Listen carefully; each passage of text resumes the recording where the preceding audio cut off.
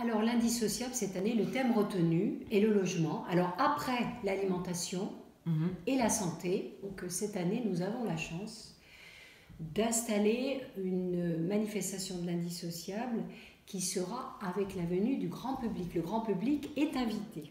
Alors le logement, c'est une problématique dont on parle énormément actuellement. Alors le logement, il faut y voir, vous entendez d'ailleurs parler de la crise de l'énergie, avec tout ce qui se passe actuellement par rapport à l'étranger, l'Ukraine, toutes les invasions, on sait qu'il va y avoir des tensions sur toutes les sources d'énergie. La crise sanitaire a aussi fait que l'offre et la demande a fait monter l'inflation, a renchéri les prix de l'énergie et ce qui se produit sur des populations qui sont déjà en souffrance ou en bordure d'eau, il se produit ce qu'on appelle la précarité énergétique.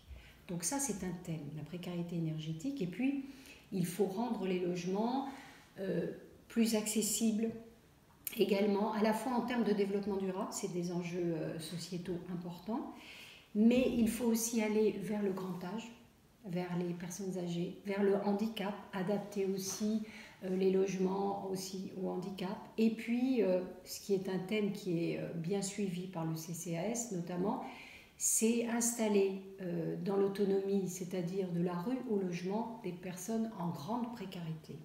Et en grande précarité à la fois matérielle, mais aussi psychique. Parce qu'il y a ça, et c'est ce que la crise sanitaire a révélé. Alors l'objectif, c'est justement de rassembler à la fois des associations, des partenaires institutionnels, du public, et d'échanger, faire des échanges de pratiques. Il y aura de l'émulation, il y aura pourquoi pas des idées qui vont se créer, et c'est justement le thème aussi de la plateforme citoyenne, dont on parlera peut-être un petit peu plus tard, justement. Et cette plateforme citoyenne va permettre à certains citoyens d'abonder, de participer au débat, de donner des idées. Donc on a besoin de toutes les... Il y aura bien entendu des personnes, des bailleurs sociaux, et puis des services du CCAS, bien entendu, qui accompagnent les publics en grande précarité. Eh bien, on va les mettre en pratique. On va, je pense, se réunir, notamment nous au niveau du CCAS, c'est quelque chose qu'on va creuser, chacun dans sa partie, bien entendu, au niveau de l'accessibilité pour le handicap, pour les personnes âgées, mais au niveau aussi des personnes en grande précarité. Et puis la précarité énergétique, c'est une source, on va aller trouver des solutions pour que ces publics-là soient accompagnés.